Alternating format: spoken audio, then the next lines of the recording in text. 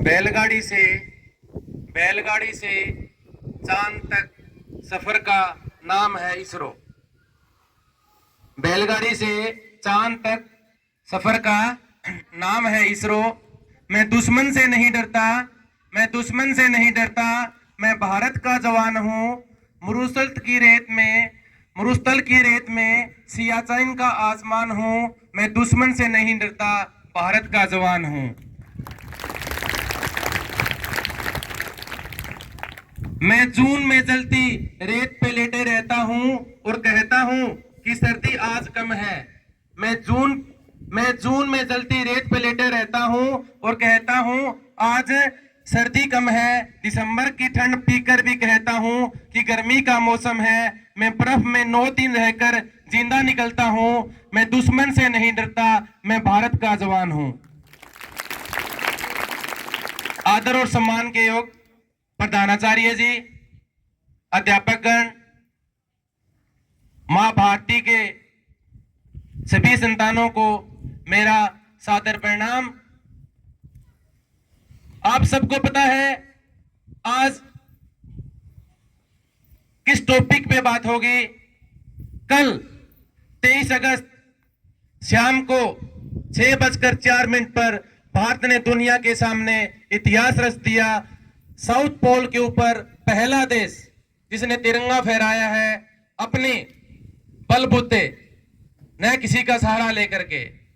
आप सबको बहुत बहुत बधाई। 140 करोड़ देशवासियों को इसके लिए बहुत बहुत बधाई। ये उनकी मेहनत का परिणाम है, ये उनकी सादगी का परिणाम है, ये उनकी आत्मीयता का परिणाम है। मैं पहले कहा करते थे कि चंदा मामा दूर के हैं। पहले कहा करते थे कि चंदा मामा दूर के हैं। आने वाली पीढ़ियां कहेंगे कि चंदा मामा टूर के हैं।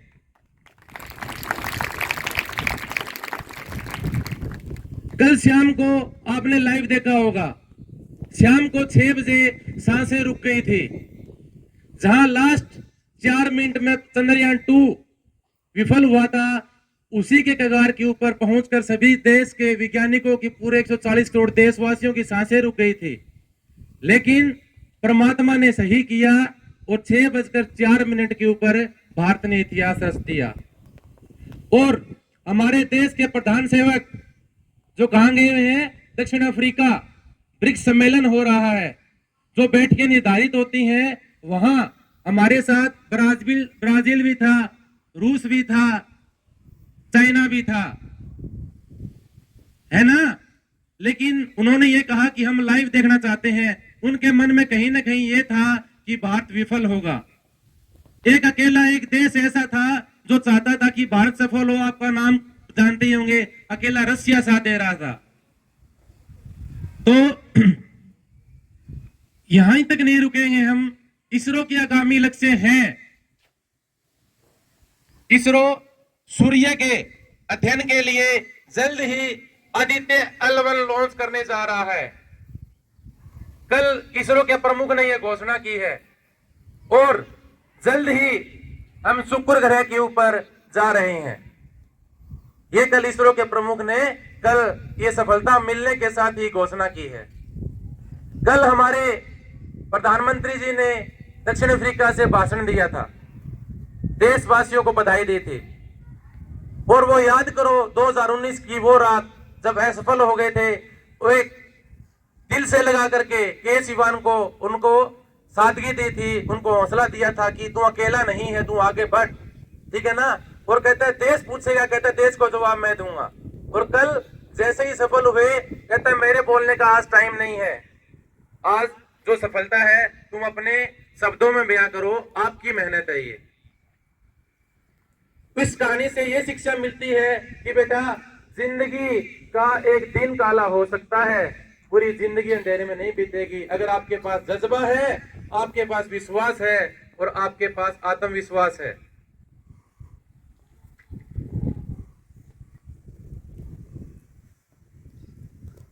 पाक को कहने का हक थोड़ा सा है, कल पाकिस्तान के वजीर आजम देख रहे थे, पूरी जनता देख रही थी पाकिस्तान की कि वो असफल हो, भारत नहीं चाहता, छोटा भाई है, लेकिन मैं उनके लिए कुछ शब्द बोलना चाहता हूं पाकिस्तान के लिए कि छोटा भाई है अपना, जो तोले दिल के रिश्तों को वो तराजू ही क्या, जो तोले दिल के रिश्तों को वो तराजू ही क्या, अगर दोनों ही भाई हैं तो क्या तू और क्या मैं, अगर दोनों ही भाई है तो क्या तू क्या मैं, ये मिट्टी मेरी माँ भी है वो तेरी माँ भी है, ये मिट्टी तेरी माँ भी है और मेरी माँ भी है, माँ की सफलता पर सिर झुकाने में हिंदुस्तान क्या और पाकिस्तान क्या।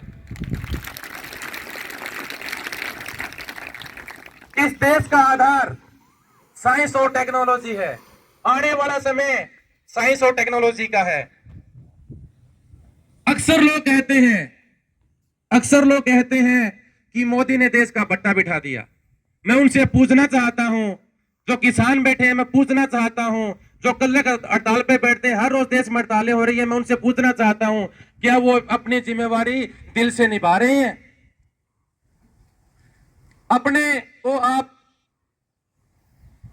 किस्मती समझना, क्योंकि इस देश को ऐसा नेतृत्व करने वाला प्रधानमंत्री मिला है, क्योंकि वो नहीं चाहते कि गवर्नमेंट सेक्टर आगे बढ़े, क्योंकि जहां जो डेवलप कंट्रियां हैं, नाम उठा के देख लेना, वहां सरकारें सिर्फ सुरक्षा का काम करती हैं। और मैं इस चुनौती को स्वीकार करता हूं कि गवर्नमेंट जॉब नहीं है, लेकिन हम देश को ऐसा कुछ करके दिखाएंगे कि देश विकसित होगा और हमारा उसमें योगदान होगा। प्राइवेट सेक्टर का मतलब है बिजनेसमैन, अब आगे बढ़ो, समझा रही है ना, आप आगे बढ़ो, आप जो मौके आपको मिले हैं आप उनसे निराश मत होइए। कलाम साहब का आप एग्जाम्पल देख लीजिए। तो मैं आपको एक कहानी कहना चाहता हूं, जो अक्सर देश को गाली देते हैं, हाँ है मोदी, उसने भ्रष्टाचार को रोका है मोदी जो 4 घंटे सोता है मोदी जो इस देश के लिए पिछले अपने परिवार को छोड़ करके 35 साल से लगा हुआ है। मैं आज पूरे 140 करोड़ देशवासियों की तरफ से अपने प्रधानमंत्री जी को, जो वहां दक्षिणी अफ्रीका में बैठे हैं, उनको हौसला अफजाई करता हूं कि इसी तरह से भारत का नेतृत्व करते रहना।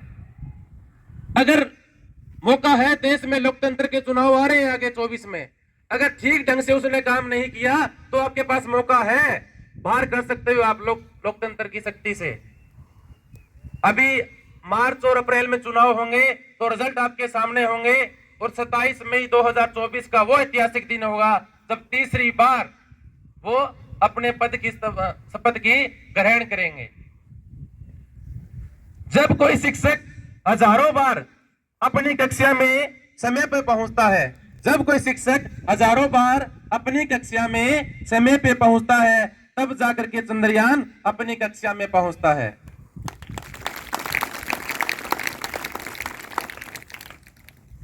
मैं एक छोटी सी कहानी कहना चाहता हूं अकबर बीरबल की, जो मोदी जी को समर्पित है।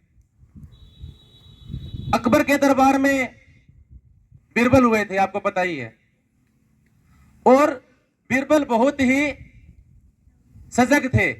और यहां अकबर का मतलब है अमेरिका और बीरबल का मतलब है हमारे प्रधान सेवक मोदी जी। कहने का मतलब यह है, अकबर ने थप्पड़ लगाया बीरबल जी को, और बीरबल ने थप्पड़ अमेरिका को वापस नहीं लगाया, उसने अपने जो छोटे मंत्री साहब थे उसको थप्पड़ लगाया, और मंत्री ने अपने छोटे भाई को थप्पड़ लगाया। आगे से आगे होते होते कुछ दिनों बाद वो पूरी जो अकबर का साम्राज्य था वो थप्पड़ वहां पहुंच चुका था। तो अकबर की पत्नी की एक बहुत ही खास सहेली होती है उसके साम्राज्य में, उसको थप्पड़ लगाया किसी ने। तो सहेली के पास कोई रास्ता नहीं था, सहेली ने थप्पड़ लगाया रानी के, और रानी ने जैसे ही अकबर से मुलाकात हुई, बैठ के बातें हो रही थी पति पत्नी की, खींच के थप्पड़ लगाया वापस अकबर को। और फिर अकबर ने बीरबल से पूछा कि ये थप्पड़ वापस कैसे आया? कहते हैं कि जो बोओगे वो काटोगे, इसके लिए आप तैयार रहना। वो थप्पड़ कितने दुगना स्पीड से आपके मुंह पे आके लगा है, आप सुधर जाइए। मैंने आपको कुछ नहीं कहा, इसलिए मैं कह रहा हूं आप सुधर जाइए, मेहनत करना शुरू कर दीजिए। जो आप आज क्या ईमानदारी से काम कर रहे हो, नहीं कर रहे ना? क्या आप अपनी जिम्मेवारी ढंग से निभा रहे हो? नहीं निभा रहे। स्टूडेंट लाइफ है, क्या ढंग से पढ़ रहे हो? नहीं पढ़ रहे। ये देश आपसे हाथ जोड़ करके दुआ मांगता है कि आप इसके साथ आगे बढ़े और इसके साथ साथ आप अपना योगदान दें।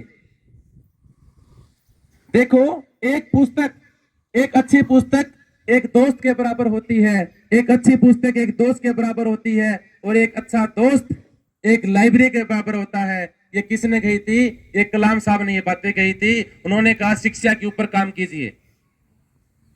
लोहे का स्वाद, लोहे का स्वाद लोहार से मत पूछो। ए किसान के बारे में कहता हूं, लोहे का स्वाद ए किसान लोहार से मत पूछो। क्या दे रहा है किसान इस देश को? जो आज पैदावार हो रही है देश में, मैं कहता हूं हमने एमए इकोनॉमिक्स गलत पढ़ ली। प्रोड्यूस करने के लिए अब समझ आया है कि इकोनॉमिक्स पढ़ते हैं, देश को प्रोड्यूस करके दीजिए। असल में डाटा सामने आता है, गले का फांस बन चुका है ये किसान देश के लिए। क्या पैदा करके दे रहा है? गेहूं बाहर भेज देते हैं, वापिस आ जाती है। चावल बाहर भेज देते हैं, वापिस आ जाता है। वोट की राजनीति है, लोकतंत्र है, खरीदना पड़ता है। कीजिए जैविक खेती, मांगिए सरकार से अपना हक, मैं भी आपके साथ चलूंगा। समझ आ रही है ना? अगर आपके पास पैदावार कम हो रही है, जैविक खेती कीजिए कि सरकार वो उसको एक्सपोर्ट बाहर करे और आपकी इनकम बढ़े। वहां जाके अपना हक मांगिए। इस जहर की पैदावार को छोड़ के आपको आगे बढ़ना होगा। परंपरागत खेती को छोड़ करके आपको आगे बढ़ना होगा। लोहे का स्वाद लोहार से मत पूछो ए किसान, लोहे का स्वाद घोड़े के मुंह में जो लगाम है उसे पूछो। जो कॉलोनियों के किनारे, जो रेल पटरियों के किनारे गरीब बेटा बैठा हुआ है, जो ढाबे पे काम करने वाला अक्सर छोटू है, उससे पूछो क्या गरीबी है। किसान से पूछ ले कि एक बार कि जो आंदोलन में जाते हैं वहां जलेबियां निकल रही है, क्या किसान गरीब है? क्या यहां से हजारों रुपए में चंदा जाते उसका हिसाब है? क्या 50-50 किले वाले किसान है? क्या दे रहे हैं देश को? सबसे ज्यादा रोता वही है इस देश में जिसको मिलता है।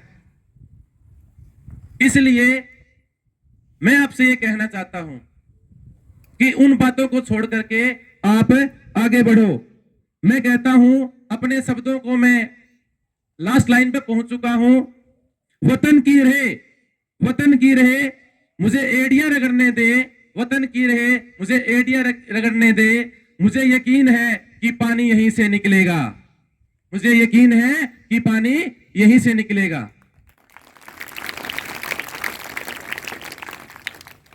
ना सरकार मेरी है, ना रोब मेरा है, ना सरकार मेरी है, ना रोब मेरा है, ना बड़ा सा नाम मेरा है। बात का गौरव है, बात का गौरव है। मैं हिंदुस्तान का हूं और हिंदुस्तान मेरा है, हिंदुस्तान मेरा है। इन्हीं शब्दों के साथ मैं आपको एक बार फिर से चंद्रयान 3 की जो सॉफ्ट लैंडिंग हुई है उसको बहुत बहुत बधाई देता हूं। जय भारत, जय हिंद, जय विज्ञान।